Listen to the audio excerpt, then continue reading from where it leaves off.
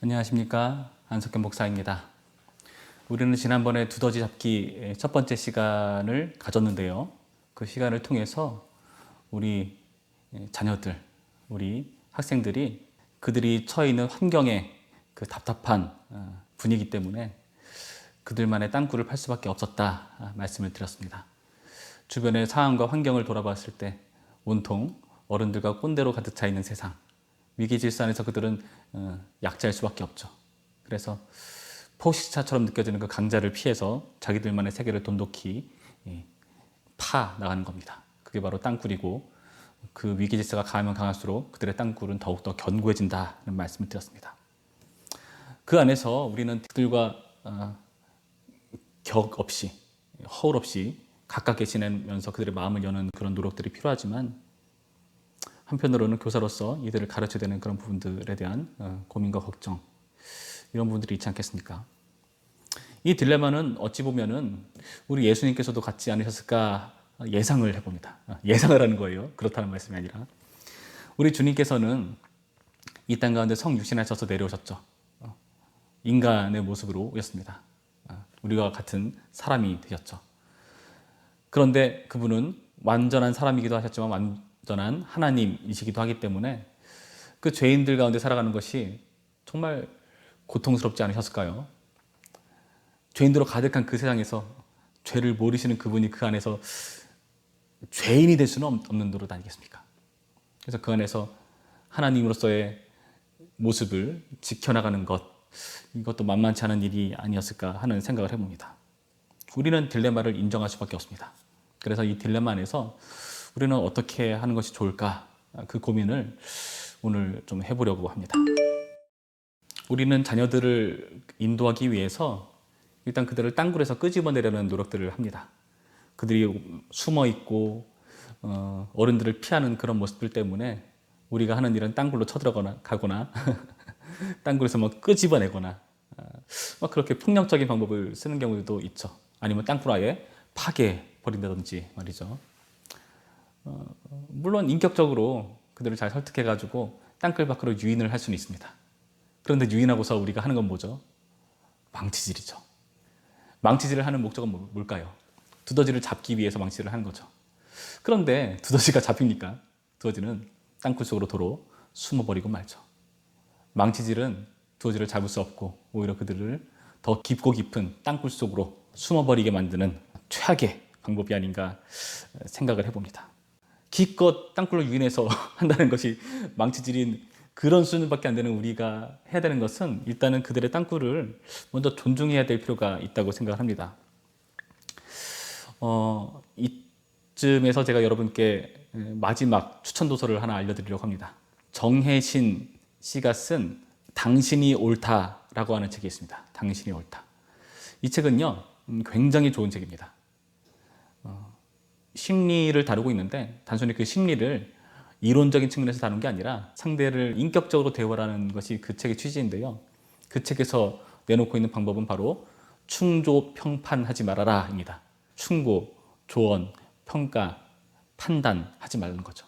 우리가 그들에 대해서 어떤 해결책을 제시하는 그런 입장에 서라는 말이 아니라 그들을 먼저 인정하라는 겁니다. 여기서 인정하라는 것은 그 제목과 같이 당신이 옳다라고 인정해 주라는 거예요. 물론 여기서 옳다는 것은 네가 한 모든 것은 다 옳은 행위야, 그 말을 의미하는 게 아니라 그들이 느끼고 있는 감정을 말하는 겁니다. 감정. 지금 네가 화나는 감정을 갖는 그 감정은 옳아. 지금 네가 슬퍼하는 그 감정은 옳아.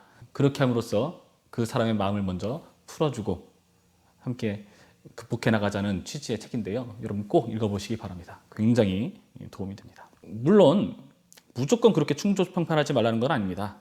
다만 우리가 필요한 가르침을 그들이 효과적으로 받게 하기 위해서는 그들의 마음이 먼저 열려야 되는 게 먼저라는 거죠. 우리가 딜레마에 빠져 있다고 했죠. 우리도 그들과 같은 동일한 사람인가, 아니면 교사로 좀 더 독특한 위치에 있는가, 이 사이에서 갈팡질팡하는 우리의 모습 가운데서 둘 다 소중하지만 일단 우리는 순서를 먼저 정하자는 겁니다. 순서. 그들 편에 먼저 서주는 그 순서를 먼저 하자는 겁니다. 그렇게 되어야 이제 우리의 진리가 효과적으로 전달될 수 있는 길이 열리기 때문입니다. 제가 처음으로 교사를 했을 때 굉장히 큰 실수를 한 게 하나 있어요. 제가 아이들을 굉장히 무섭게 다뤘습니다. 예의 없거나 그리고 상식에 어긋나는 행동을 하면은 저는 그걸 못 견뎌 했습니다. 그래서 기합도 주고 학생들한테 져본 적이 없어요. 무조건 제가 이겨야 됐습니다. 그렇게 해서 저는 무서운 선생님이 되었죠. 그런데 그게 정말 그들을 선도하고 그들이 성장하는 데 도움이 되었는가? 오히려 그 반대였다고 생각을 합니다. 무서운 교사로서의 역할을 했을 때 순서가 바뀌었기 때문이라고 생각을 해요. 저 사람의 말이라면 내가 들을 수 있어. 저 사람의 말이라면 내가 한번 생각해 볼 수 있어. 고려해 볼 수 있어 하는 수준까지 먼저 그들의 눈높이를 맞췄어야 되는데 그 과정을 생략해 버리고 엄한 선생님으로서 역할을 하니까 이게 효과가 없더라고요. 옳고 그름으로 상대방은 설득당하지 않습니다. 네가 오냐 내가 오냐를 가지고 나름대로 논리를 내세우기도 하고 감정을 내세우기도 하면서 막 티격태격하지 않습니까? 대표적인 게 TV 토론 프로그램일 겁니다. 각자의 논리를 펼치면서 계속해서 옳고 그름을 갈라보기 위한 그 대화의 장이죠. 그런데 사실 그 옳고 그름이 쉽게 갈라지던가요? 옳다는 것이 증명된다고 한들 상대방이 그 옳음에 수긍을 합니까? 그렇지가 않죠. 오히려 더 사이가 안 좋아지고 불편해지지 않습니까? 상대방은 그 옳고 그름에 결코 설득당하지 않습니다. 먼저 상대방의 얘기를 들을 수 있을 만한 준비가 되어야 되는데 그러려면 인격적인 관계가 필수라는 거죠. 그래서 우리가 먼저 해야 될 것은 그 딜레마 속에서 우리가 우선순위를 정할 때 그들의 편에 서는 것을 먼저 해야 되지 않나 생각을 해봐요. 김희수 권사님께서 달아주신 댓글 중에 예전에 그 부서에서 그 월마다 그 열린 예배를 할 때 부장님이 삐에로 복장을 했었다. 근데 교사 중에서 한 분이 그걸 정말 못 견뎌 해가지고 이럴 거면 나 교사한테 관두겠다고 나가버렸다 하는 그런 안타까운 이야기를 듣고 참 좀 그랬습니다. 안타까웠어요. 삐에로 분장을 한다는 거 그게 아이들에게 더 친밀감 있게 다하고 가고 아이들이 더 그 부서에 더 즐겁게 참여할 수 있고 그렇게 마음을 여는 수단으로서는 정말 좋은 방법이라고 생각해요. 뭐 시험 드는 사람만 없다면은 우리 아이들에게 그것을 잘 설득하고 전해줄 수 있는 좋은 방법이 될 수 있다고 생각합니다. 마음을 여는 것은 그 사람처럼 돼야 되는 것이 수반이 돼야 됩니다. 저도 찬양 인도를 적지 않은 시간 해보면서 많이 느끼는 건 뭐냐면 여러분 찬양 인도자는 사실 청중을 고려해야 됩니다. 같이 회중석에 앉은 성도님들의 취향을 고려해야 돼요. 어르신들 많은 그런 장소에서 찬양을 인도할 때는 그분들이 좋아하는 스타일의 찬양을 해야 됩니다. 제가 대체로 봤을 때에 어르신들은 뭔가 민요풍, 트로트풍, 약간 국악적인 요소 그런 류의 노래들을 좋아하세요. 그래서 그게 은혜롭다고 생각을 하세요. 뭐 그분들 딴에는 옛날 노래들이 가사가 좋았다, 요즘 노래는 너무 가볍다 막 그렇게 말씀할지 몰라도 제가 보기에는 스타일의 문제예요. 어르신들은 그런 스타일의 노래들을 할 때 되게 좋아하십니다. 은혜로워하시고요. 반면에 그런 스타일의 노래를 아이들 찬양 인도하는 데서 하면 어떻게 됐습니까? 아이들은 그들이 좋아하는 스타일, 뭐 요즘 뭐 힙합도 있고 모던 락도 있고 펑키한 장르의 옷으로 찬양을 선곡하면은 아이들이 쉽게 은혜 받는 경향들이 있습니다. 안타까운 것은 가사가 주된 뼈대가 돼야 되는데 그게 아니라 전혀 상관없는 그런 외적인 스타일 때문에 찬양에 대해서 왈가왈부 말이 많다는 거예요. 무슨 말씀을 제가 드리고 싶은 거냐 하면은 먼저 내가 다가가고자 하는 그 상대에 맞춰서 접근을 해야 된다는 겁니다. 그게 바로 성육신이죠. 그들과 같아지는 그 모습. 그 과정을 통해서 저 사람은 우리와 통하는 사람이구나 하는 그런 동질감을 느낄 때에 마음을 열고 받아주는 것이 아니겠습니까? 그리고 그 다음에서야 그들이 이렇게 거부했었던 그런 진리의 내용들을 이야기해 줄 수가 있는 거죠.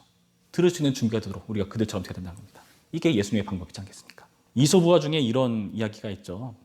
물에 빠진 한 소년이 있었는데 지나가던 어른이 그러게 조심을 했어야지 네가 평소에 그렇게 까불거리고 그러다가 그렇게 빠진 거 아니냐 하면서 막 온갖 잔소리 막 꾸중을 하고 혼내고 막 이런 일이 있었답니다. 소년이 하는 말은 뻔하죠. 아저씨 일단 알겠으니까 구해놓고 말씀해 주세요. 그들이 빠져있는 그 물 가운데로 우리가 들어가야 되지 않겠습니까? 그들과 동일한 모습이 되어야 되지 않겠습니까?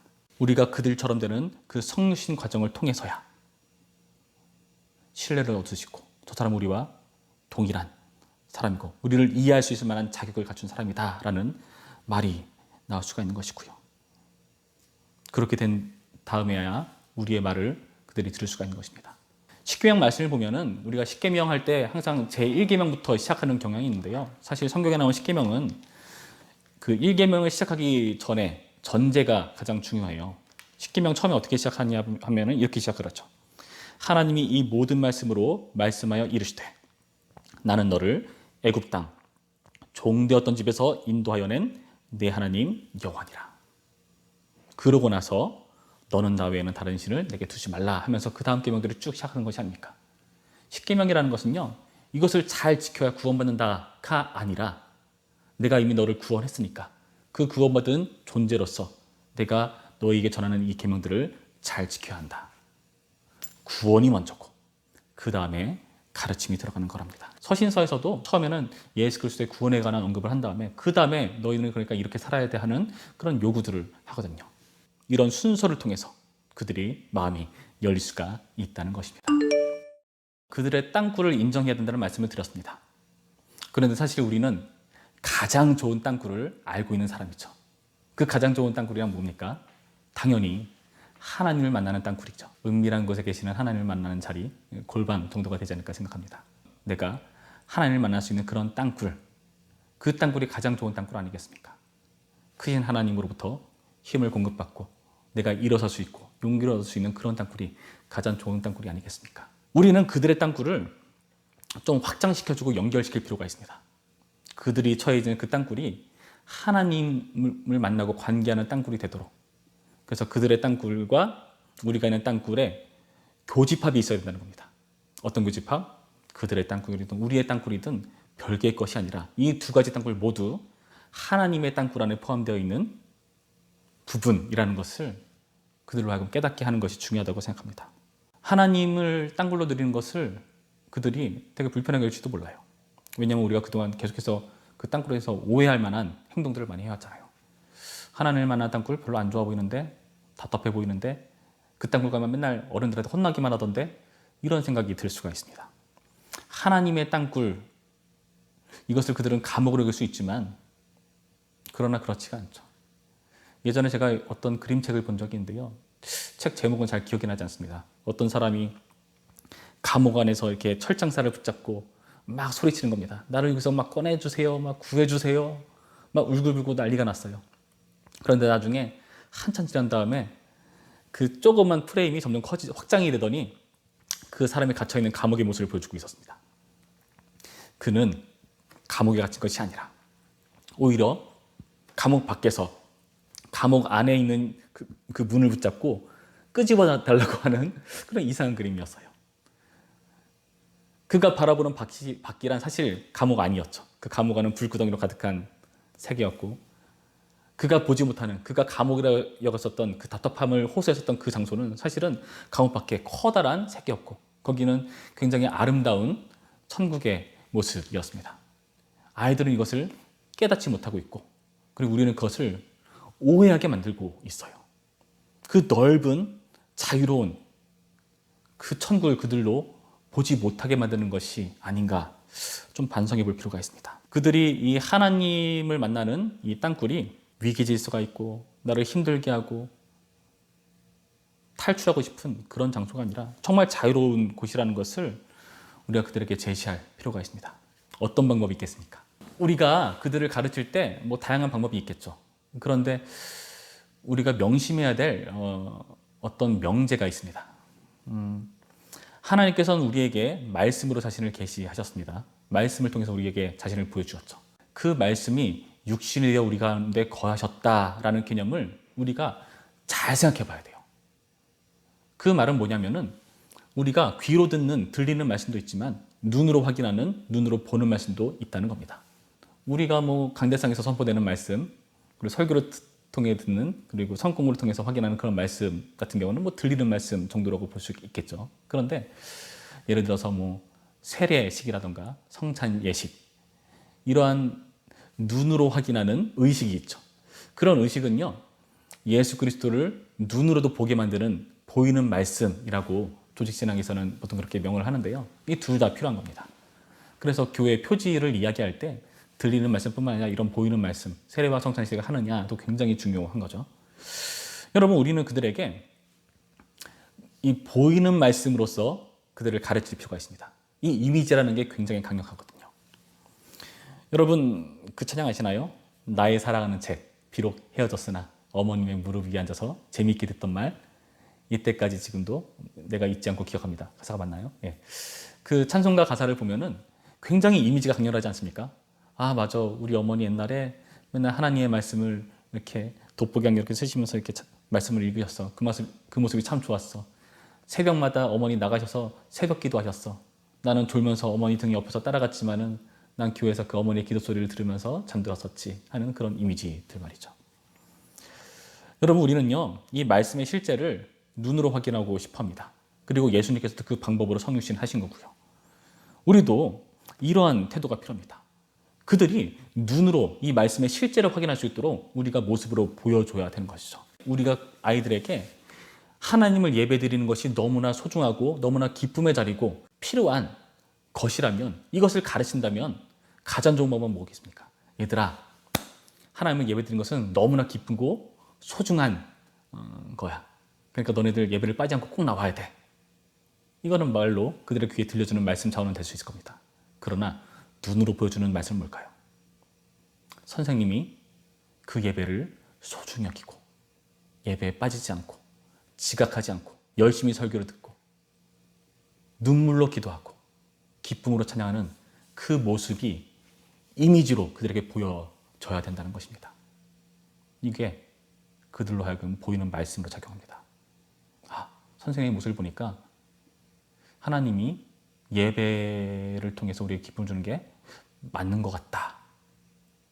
어른들 중에 아이들이 독서 습관을 잘 들이게 하기 위해서 어떻게 하면 좋을까 방법을 묻는 분들이 많다고 합니다. 좋은 방법은 뭐냐? 부모님이 책 읽는 모습을 보여주는 거죠. 주말마다 쇼파와 하나가 돼가지고 TV를 보면서 야, 시간 이렇게 늦었는데 게임 그만하고 가서 공부해 말을 하는 게 아이들한테 설득력 있게 다가오겠습니까? 아니, 본인은 맨날 TV 보면서 책이 그렇게 좋으면 왜 부모님은 책을 안 읽어? 아, 말만 저렇게 하는 거지 부모님 모습 보니까 그렇게 중요하지 않은 걸 수도 있겠다. 그들은 무의식적으로 그렇게 여긴다는 겁니다. 여러분, 좋은 이미지를 심어주시기 바랍니다. 그 이미지라는 것은 하나님의 말씀이 실제라는 것을 보여주는 눈으로 보이는 말씀으로서 여러분이 그 교사 자리에 서 있다는 것, 부모의 자리로 그 자리에 서 있다는 것을 잊지 않는 것입니다. 어떤 목사님께서는 주일날 이렇게 가르치신다고 해요. 주일날은 아이들 혼내지 마세요. 애들이 아무리 잘못하고 좀 못되게 굴어도 그날만큼은 다 잊어버리고 아이들이 마음껏 뛰놀 수 있도록 놔두세요.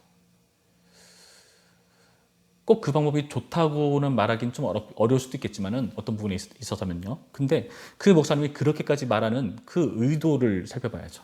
그렇게 말하는 의도가 뭡니까? 주일은 정말 좋은 날.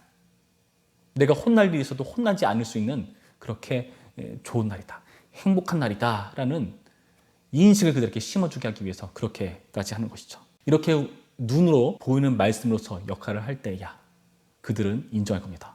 아, 신앙의 땅굴이라는 것이 힘들고 우리를 얽매고 답답하게 만드는 그런 곳인 줄 알았는데 그게 아니었구나. 우리 어르신들이, 우리 부모님들이, 우리 선생님들이 저렇게 강조하고 실제로 그렇게 기뻐하고 즐거워하는 땅굴이라면 저 땅굴 나도 한번 가보고 싶다. 여러분, 이렇게 되어야 되는 것이 바로 교육이라는 것입니다. 그들의 땅굴 인정해 주세요. 우리의 땅굴도 여러분 인정하지 않습니까? 너무나 다르기 때문에 연결될 수가 없는데 연결되기 위해서 어떤 방법이 있겠습니까? 이 두 가지 땅굴 모두 신앙의 땅굴 안에 포함되어 있는 부분에 불과하다. 신앙의 땅굴이라는 교집합을 만드는 것입니다. 여러분, 물론 우리도 잘 하기는 어렵습니다. 우리도 부족한 부분이 있죠. 그런데 어떻게 생각해 본다면 그게 더 기회일 수도 있습니다. 우리가 부족하기 때문에, 우리도 실패하기 때문에 오히려 학생들에게 인간다워 보일 수 있죠. 아, 선생님도 우리처럼 실패하고 넘어지는구나. 물론 이게 부족함을 정당화하려는 그런 명분으로 삼아서는 안 되겠지만, 그러나 때로는 선생님도 이렇게 실패할 수가 있다. 넘어질 때도 있다. 그러나 우리 함께 잘해보자 할 수 있는 어떤 또 다른 측면의 청역신은 될 수 있다고 생각을 합니다. 우리의 연약함이 그들로 하여금 우리와 똑같은 사람이구나, 인간답구나 하는 동질감을 느끼게 한다는 측면에서 성육신일 수 있다는 겁니다. 단지 우리의 연약함을 인정하지 않으면서 그들 앞에서는 우월한 사람인 양 구는 태도, 이것은 정말 그들에게 실망을 안겨줄 꼰대의 모습이 아닌가. 우월감에 사로잡혀서 자신의 연약함을 인정하지 않고 그들을 열등하게 취급하는 그런 태도가 별로인 겁니다. 여러분, 우리는 모두 신앙의 공동체라는 큰 범주 안에 들어 있습니다. 우리의 자녀들, 우리의 학생들, 교사인 나, 모든 사람들이 그 안에 존중받아야 될 인격으로 존재하는 거죠. 그래서 그 안에서 벗어나서는 안 됩니다. 우리는 다 같이 운동 경기를 뛰는 선수와 같습니다. 운동 경기를 뛰면서 금 밖에서 그 안에 선수들을 향해서 지적하고 판단하는 그런 심판, 해설자, 감독, 코치, 이런 부류의 사람이 될 것이 아니라, 사실 감독은 하나님 한 분이 하시는 거죠. 우리는 단지 그 안에서 같은 팀으로 함께 뛰는 선수여야 한다는 것입니다. 그렇다면 우리의 교사로서의 권위와 위치는 어디에 있는가? 이렇게 생각하시면 쉬울 것 같습니다. 함께 경기를 뛰는 선수이되 주장 정도의 위치가 좋지 않나. 그래서 그 코트 안에서 힘을 북돋아주고 용기를 주고 필요할 때 지시도 하고, 그러나 나도 너희와 다름없는 한 코트 안에서 같이 뛰는 선수다. 그 인식 하나로 우리가 우월감에서 벗어날 수 있고, 우리 다음 세대들도 우리의 모습을 보면서 동질감을 느끼지 않을까. 그래서 우리도 그들에게 한 공동체로 받아들여지는 그런 놀라운 역사가 일어나지 않을까. 예수님께서 우리에게 하셨듯이 우리도 그렇게 하는 것입니다. 예수님께서 인간의 모습으로 오신 것, 죄인들이 들거리는 세상 가운데에 인간으로 모습으로 찾아오셨다는 것, 그런데 그 안에서 충분히 하나님을 보여주시는 존재로 함께하지 않았습니까? 우리도 그 성신의 자리에 있는 것이고, 눈에 보이는 말씀으로서 우리 예수님이 했던 것처럼 우리도 그들에게 그 안에서 실제로 시범을 보여주는, 같이 뛰는 선수가 되는 것입니다. 여러분, 이 과정을 통해서 다음 세대와 교사가 전혀 다른 두 부류의 사람들이 아니라 한 공동체를 이루는 신앙 공동체, 신앙의 땅굴 안에 머무는 그런 함께 경기를 뛰는 선수라는 것을 마음에 새기고 다짐하는 우리 모두가 되기를 바랍니다.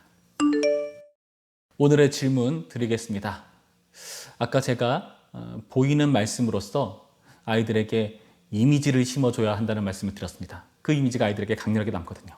여러분들께서는 여러분이 가르치는 학생, 자녀에게 어떤 이미지로 기억되고 싶으십니까?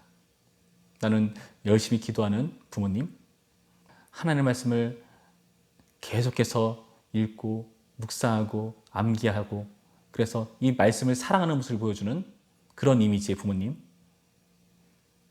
아니면은 정말 엇나고 힘들어하는 학생들을 찾아가서 아이들을 포기하지 않는 그런 열정을 보여주는 그런 선생님의 이미지, 여러 가지 이미지가 있을 것입니다. 여기 댓글을 다실 때 여러분은 내가 가르치는 학생들에게 혹은 내가 기르고 있는 자녀들에게 어떤 이미지의 교사로, 부모로 각인되고 싶은가? 여러분, 그 다짐을 함께 적어주시면 감사하겠습니다. 그러면서 나는 왜 특별히 그런 이미지를 보이고 싶은가? 그 이유 또한 적어주시면 좋을 것 같습니다. 수고 많으셨고요. 오늘은 여기까지 하겠습니다. 감사합니다.